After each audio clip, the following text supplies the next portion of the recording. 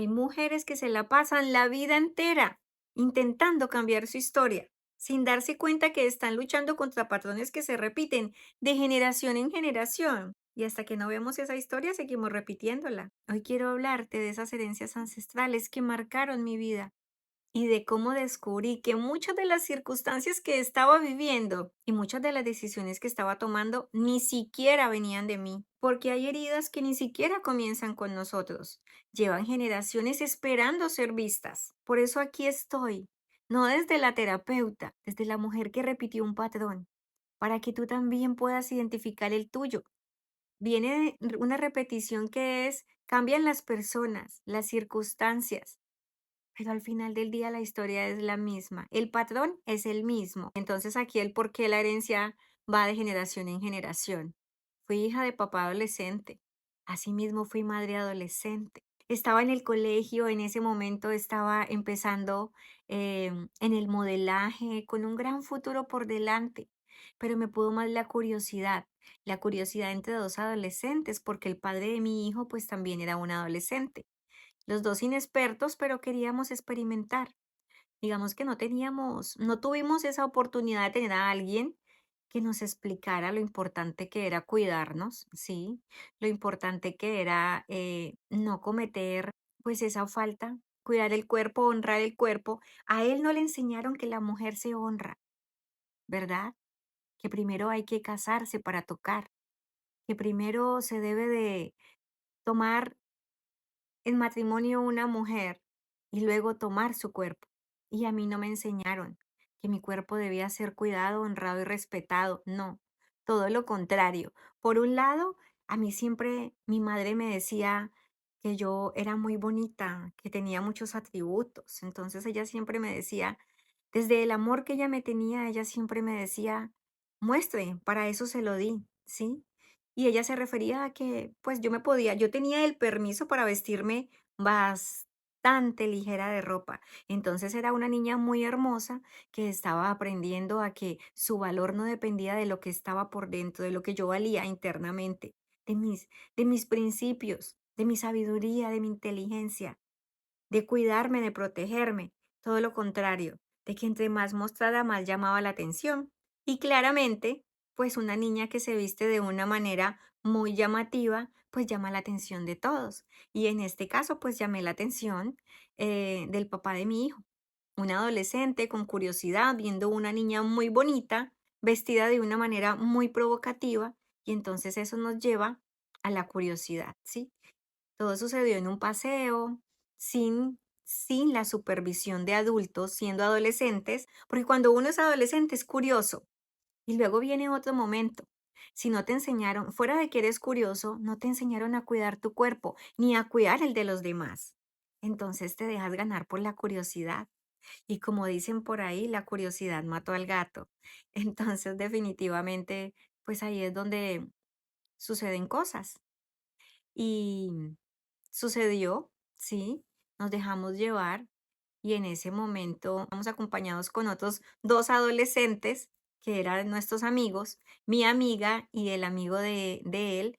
Entonces, simplemente éramos 2 adolescentes supervisados por 2 adolescentes. Por tanto, pasó lo que tenía que pasar. Me acuerdo tanto que ese día después de eso yo me sentía extraña, muy rara. Pero lo primero que tenía era vergüenza. Yo me acuerdo que ni siquiera quería verlo a la cara, no era capaz de mirarlo. De hecho, después de ahí no volvimos a vernos. Él se enteró que yo estaba embarazada porque mi amiga en común era amiga de él y también era amiga de su mejor amigo. Entonces, eso fue que le llegara la noticia. Él se entera que estoy embarazada y entonces lo que hace en ese momento es la reacción es que, bueno, realmente no sé qué pasó por su cabeza. Lo que sí puedo saber es que él se presentó en mi casa. Él pidió hablar con mi mamá, ¿sí?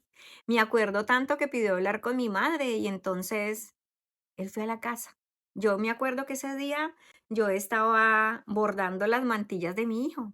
Iba a ser un niño y yo estaba muy emocionada. Ya tenía más o menos unos 4 meses de embarazo, creo, cuando él se presentó. De hecho, cuando llegó, mi madre estaba en el comedor que quedaba al fondo de la sala, al fondo de la casa. en la cocina. Y entonces yo me acuerdo tanto que él pasó por en un pasillo, en ese pasillo estaba la puerta de mi habitación, el paso de largo. Cuando yo vi que él llegó, yo ajusté la puerta. Él no venía a buscarme a mí, aun cuando el hijo lo había hecho conmigo. Él venía a buscar a mi mamá. Y la verdad es que en ese momento reaccioné igual que cuando era niña. Y la misma reacción, ahora que recuerdo, fue la misma reacción que tuve cuando mi padre me rechazó. Exactamente igual. La misma situación que viví a los 7 años, a los escasos 7 años, la estaba repitiendo. Él pasó por mi lado, él sabía que yo estaba ahí, pero no le interesó hablar conmigo. Tampoco le interesó preguntarme cómo estaba, cómo iba el embarazo, cómo me sentía con ese proceso, cómo estaba el bebé, en lo absoluto. Él pasó a hablar con mi madre. Me acuerdo tanto que mi mamá habló con él. Después me enteré de qué hablaron porque ella me contó. Él le dijo que él estaba estudiando, era también adolescente, éramos los dos, estábamos en el colegio, pero lo único que sí sé es que él le dijo que él quería hacerse cargo del niño, o sea, él quería verlo, no tenía los recursos económicos, pero que él quería estar pendiente del niño, verlo crecer y cuando llegara ese momento que él tuviera digamos, los recursos económicos, pues él se iba a hacer cargo de su hijo. ¿Qué sucede en este momento? Él reconoce que tiene un hijo, que engendró un hijo, pero a él nadie le enseñó que eso acarreaba una responsabilidad. A él nadie le dijo, ese hijo debe nacer en un matrimonio. Ya hiciste algo, una acción que creó consecuencias, porque toda acción tiene reacción. No, él no tuvo quien le explicara. Él no tuvo quien le enseñara, a él nadie le había enseñado. Yo tampoco tenía un padre que me hiciera respetar. Sí, eran cosas de adolescentes. Quizás yo teniendo un padre que me respaldara, seguramente en ese momento las cosas hubieran sido diferentes. Cuando hay un padre de por medio que te enseña lo que vales, que te da amor, pues primero seguramente no hubiera cometido esa falta, ¿verdad? Porque hay un padre que me hace respetar, que me respeta y que me enseña cómo debo cuidarme, ¿sí? Pero como no lo tuve, entonces repetí la historia de mi padre. Y no solo repetí la historia de mi padre al quedar embarazada adolescente, sino que también estaba repitiendo el mismo patrón. Él reconoció que tuvo un hijo, pero a mí no me veía como la mamá de su hijo. A él no le importaba lo que yo viviera, a su familia tampoco, porque me acuerdo tanto que nunca vi a sus padres venir a preguntarme cómo yo estaba, qué necesitaba. Todo el mundo se lavó las manos. No, nadie vino a mí. Gracias a Dios conté con mi madre. ¿Y por qué conté con mi madre? Porque mi mamá ya lo había vivido. Entonces ella desde su dolor que sufrió, desde todo lo que ella vivió, ella dijo, yo no quiero que mi hija pase por lo mismo. Entonces gracias a Dios conté con mi madre.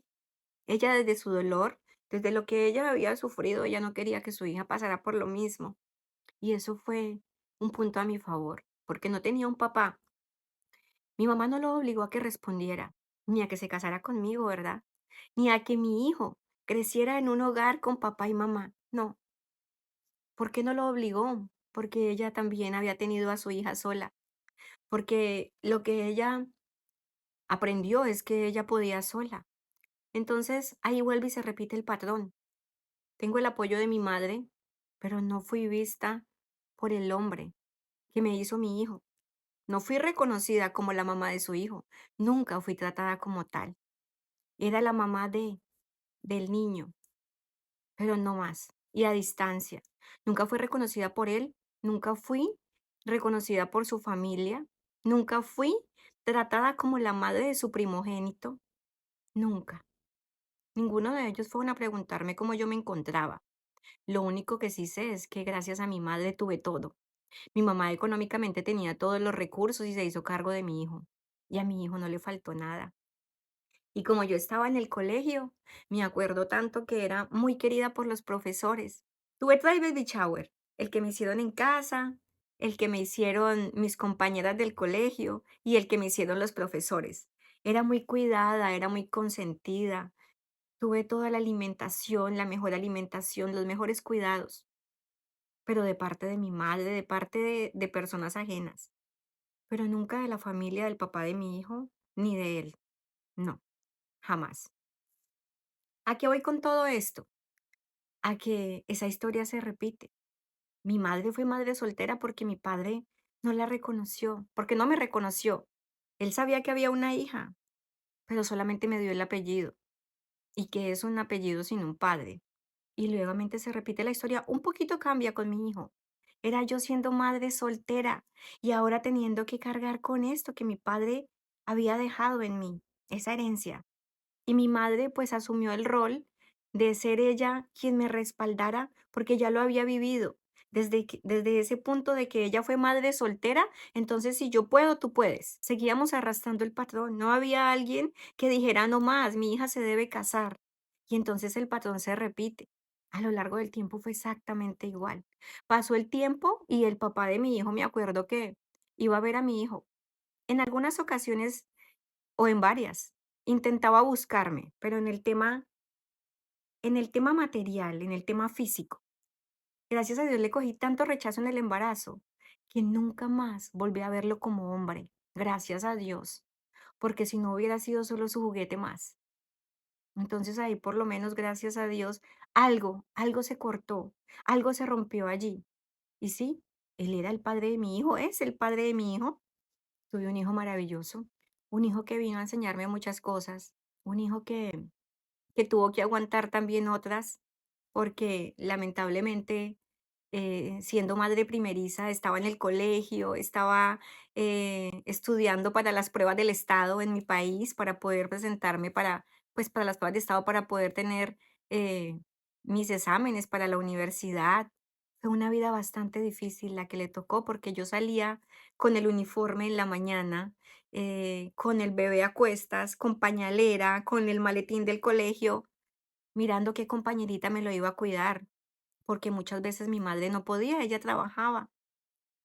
Y tenía dos hermanitas, pero mis hermanas decían que pues la que había parido era yo. Entonces yo estaba sola en ese momento. Mi mamá hacía lo que podía, todo lo que podía, pero tenía que trabajar para sustentarme, para soportarme, para responder, porque ya no era una boca, sino dos. Entonces, esa parte la entiendo. Yo debía de mirar quién cuidaba de mi hijo. Entonces él estuvo solito, porque su padre estaba creciendo, ¿verdad? Y yo estaba intentando estudiar, intentando ser madre y todo a la vez. Y su papá lo veía cuando podía, no cuando necesitaba a su hijo, no. Cuando él tenía el tiempo, él iba donde su hijo. Entonces seguimos arrastrando patrones, seguimos teniendo una vida a medias. Un lugar donde no nos dan el lugar. Somos madres, pero no somos reconocidas como tal. Somos vistas como mujeres, como un objeto, como algo físico, desde lo material, desde lo sexual, pero no desde esa mujer que merece un hogar, desde esa mujer que merece ser honrada. ¿Por qué pasa esto? Porque mi madre lo vivió con mi padre y ahora yo lo repetía, ¿sí? Y así sigue el patrón. Y así seguimos heredando, porque todo hace parte de una herencia ancestral, hasta que la vemos, la reconocemos y la sanamos. Por eso es tan importante entrar a revisar cada situación que vivieron nuestros padres desde antes que naciéramos, porque nosotros arrastramos una y otra vez todas estas historias. Y entonces por eso somos mujeres que crecemos siendo vistas como bonitas desde lo físico, pero no reconocidas por el valor que tenemos, por esa honra que merecemos que nos entreguen.